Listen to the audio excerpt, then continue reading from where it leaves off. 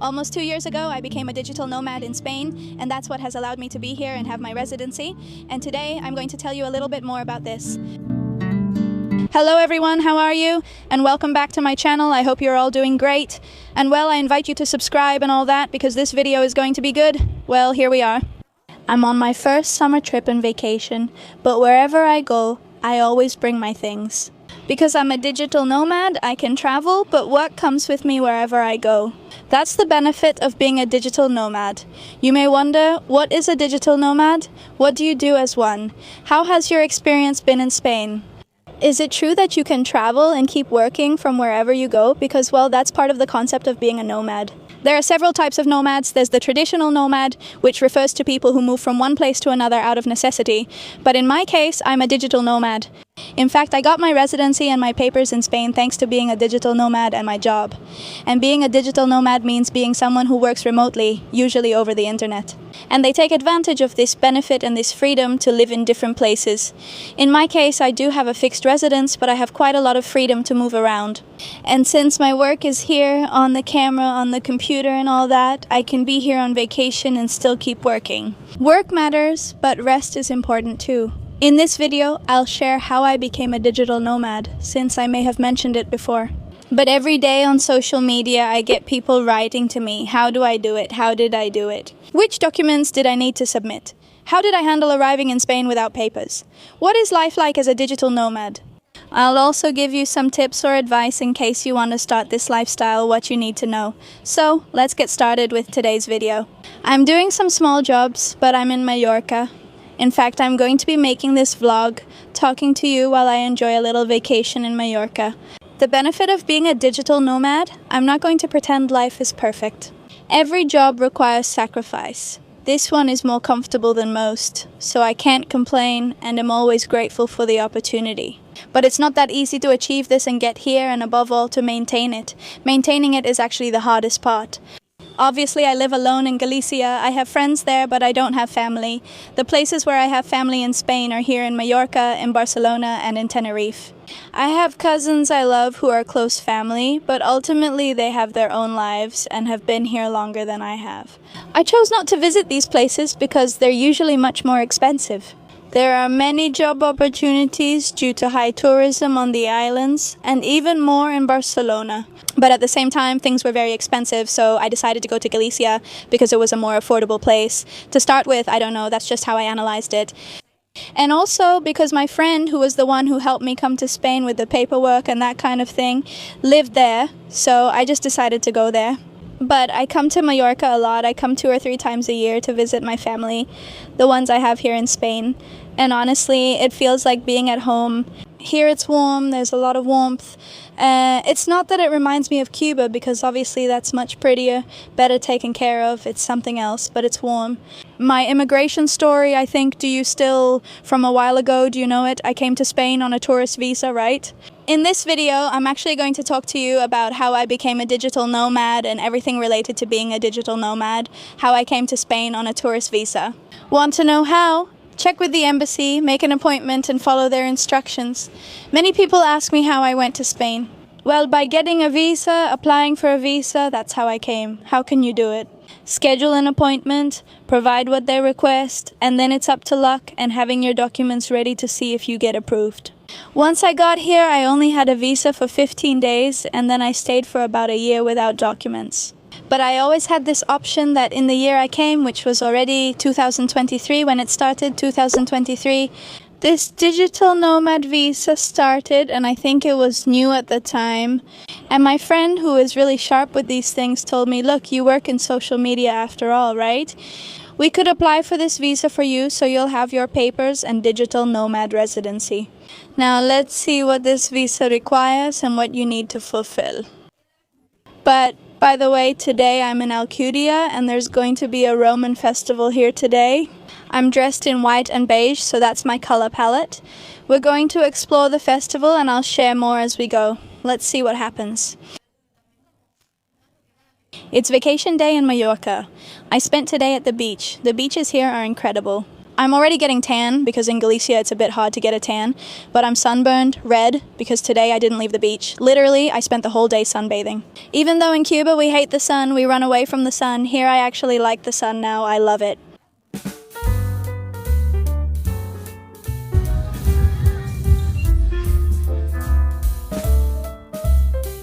Nah, since it's Sunday, I have to upload videos, so I need to make the thumbnail. And all the things a creator has to do when making a video. It's not just about uploading the video. I'm not sure if you know, but there's a lot happening behind the scenes. And I think one of the hardest things about my job, what I struggle with the most, is coming up with the title and making the thumbnail for the video, because that's the first thing people see. You need to make that as appealing as possible so people will click and watch your video. So it takes me a lot of work. I spend quite a while thinking, now I'm going to have a little coffee and let's think about what title and thumbnail I should put on the video.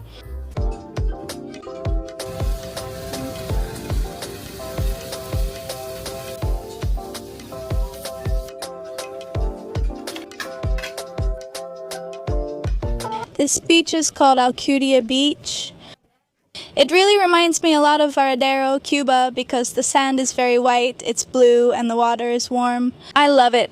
Coming to Mallorca feels like the solution I need to feel at home, since it has a similar atmosphere. The weather's bad, but the beach is beautiful. Since moving to Mallorca, visiting the beach has become my therapy. The weather's a bit bad, we're right in July, but I don't know why the weather is bad, there are algae. Other times I've come, it's not like this, but anyway. Let's get to it. Let's get to the point. You're not here to swim, you're here to learn how to be a digital tamer. What steps do you need to take if you want to do this? First, it must always be clarified that this is a YouTube video. I'm just a normal, ordinary person who has followed some steps like any other migrant. I'm not the only one who has done it. I make these videos to serve as a guide. But I'm not a lawyer, nor can I advise you on your specific case because a lot of people write to me asking me to tell them what they have to do. Always consult a lawyer or professional. I'm just an ordinary person who often doesn't know everything. I share my experiences but can't advise you.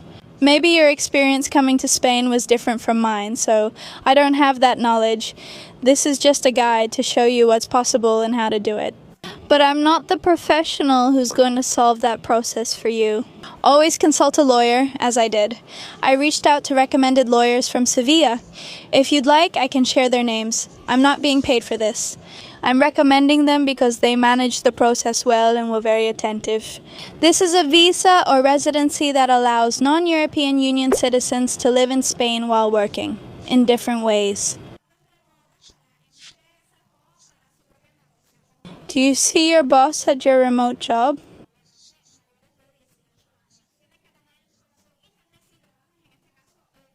But for a company, you need to have at least 3 years of professional experience related to your activity.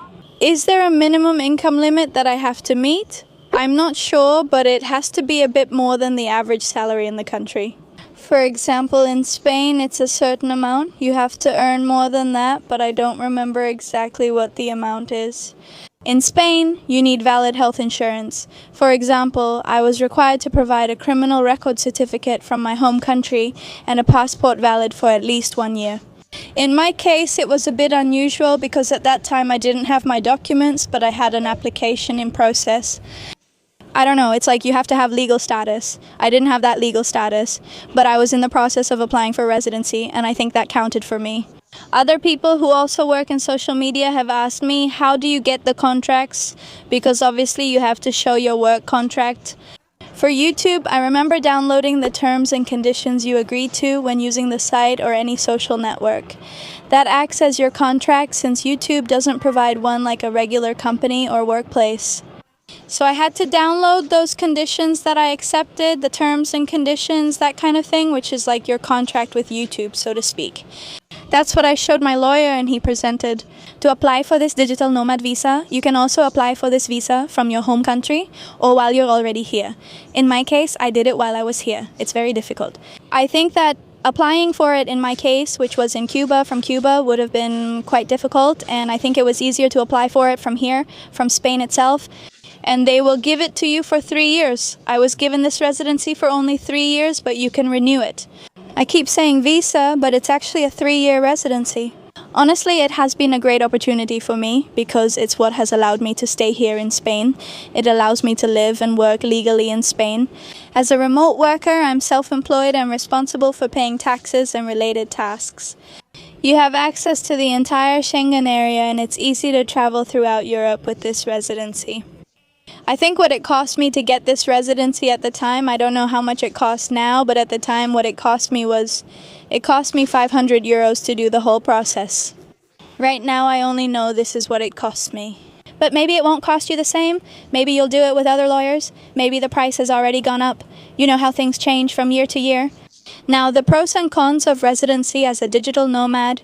The pros are, well, very obvious. You have geographic freedom and flexibility of location. Currently, I can work here in Mallorca since it's my job and I can travel. Then I return home. I work from home, a coffee shop, or anywhere I choose. Obviously, the quality of life in Spain has given me access to public healthcare, to culture, and to enjoy my life here in Spain. Traveling freely offers tax perks and potential long-term residency. Now, the downsides can be the need to strictly meet the income requirement, which is a specific requirement. As I mentioned, I need to look it up online since I don't remember, and working alone means I risk social isolation due to limited socializing. Obviously, all of this is caused by bureaucracy, like tax filings. All this, well, it's not really a downside, but being self-employed is a hassle. If you're not used to it, it's going to be hard for you. Adapting was tough at first, but now I've gotten pretty used to it. Handling tax filings, finding an accountant, managing and renewing the visa can all be quite tedious. When the lawyer told me that I was approved, because I had forgotten. Mine was denied. At first it was denied, but then the lawyers filed an appeal. Because here you have the possibility to file an appeal. Like they said no because it was denied, I don't know what, and then that's when it was approved. I remember I was really sad, and then they filed that appeal and it was approved, and well, everything was fine. First, I had to register as self-employed, which was essential. Being self-employed here is a hassle. But this is what saved me, what got me my papers, being self-employed, and they recommended that I do the self-employment thing. Before getting my fingerprints taken, I was told to find a management agency for help. I searched for the best one in my town by checking reviews and chose the top-rated agency. And well, here I am, up until today. Honestly, things are going really well for me with the fingerprint appointment. They sent me the link and everything so I could get it, and well, that's it. That was my process to become a digital nomad in Spain, and up until today, until I become a citizen. But well, in the end, I'll keep being self-employed, because that's what I do, it's my job, it's what I have to do. Be self-employed, and of course be a digital nomad. It's not like everyone can do it either, according to the conditions I mentioned. I'm honestly super mega grateful that I was able to do it when I did. That was what gave me the opportunity, and honestly these 2 years have been very enriching for me. I've learned so much about how Spain works, what it's like to be self-employed, and how all this tax stuff works. And I've always shared all my experiences with you throughout my stay. And honestly, I know that by having this job, I'm a privileged person. But it's not like it happened overnight or that someone just gave it to me. I fought to build it. I was already making videos in Cuba and didn't expect to have this opportunity when I got to Spain. In 2023, the year I arrived, they introduced this new residency. I thought, wow. I got lucky and I feel super fortunate that they did approve it for me, that I did have this opportunity. I like sharing my experiences with you, knowing I can help many people. Every day, many people ask me. That's why I made this video to explain how the procedure works. You know, I have experiences with people who have gone through residency processes and things with lawyers here, and their processes weren't done properly. Things weren't handled correctly, and they lost their money. That's why you have to be very careful with the lawyer you choose. You need to look for a lawyer who has experience in immigration and foreign affairs. You have to be very careful. Ladies and gentlemen, I know many people who were scammed, had a bad experience, and lost their money. So, before you pay any lawyer to do a procedure or to do something, make sure to find out if they have done this kind of thing before. Make sure it's not a scam, because it really, really saddens me that so many people have been scammed and their process didn't work out. Honestly, to apply for this digital nomad residency, some of the jobs you can do that allow you to apply for this are, for example, a content creator like me, which would be a digital content creator, people who are graphic designers, anything that involves working from home, web or software developers, writers or copywriters like those who do blogs, advertising texts, search engine optimization content, people who are translators. People who are online teachers, such as language instructors, photographers, videographers, coaches, or therapists using online platforms. Nowadays, the world is quite developed and there are many jobs you can do remotely, many new jobs available on the internet. And well, despite maybe the downsides for me of being a digital nomad, they're minimal. I'm currently at a stage in my life where I feel my best, fulfilled with my work and happy with my life. Out of all the jobs I've had, including others besides being a YouTuber, I feel this way. I'm 29 and have made a living from social media for about 4 years. Long before that, I had other jobs, I did other things, but obviously I wasn't here in the public eye on social media. And right now, I'm at the stage in my life where I feel the most fulfilled. I'm not sure if I'll be able to do more things to feel good in the future. Still, I don't think I've ever been as happy as I am now in Spain, I think. I'm very grateful to Spain and for how my time here in Spain has turned out so far. Honestly, I have nothing more to say. Sometimes we just complain about things. But then I realize all the small achievements I've made over time by staying persistent and working for what I want. I mean, this problem is minimal, I don't know, like for example, if something in my house breaks, that's nothing and I just say it's no big deal. I've been through worse things like living in Cuba. I think in Cuba I never felt so happy and fulfilled. Well, maybe in my childhood it could be, but in my adult life I was never happy with the jobs I had. I didn't feel so fulfilled. I always wanted something more, you know. I wanted more, but I wasn't sure what, and I discovered it gradually. When I became a content creator, there were many things I didn't know, how things worked, how to do the job, nothing.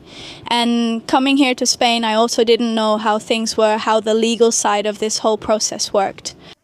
You learn gradually as you dive in and decide what you want for your life. And what I wanted for my life was to be a digital nomad and, well, to live off my dreams from social media and all of that.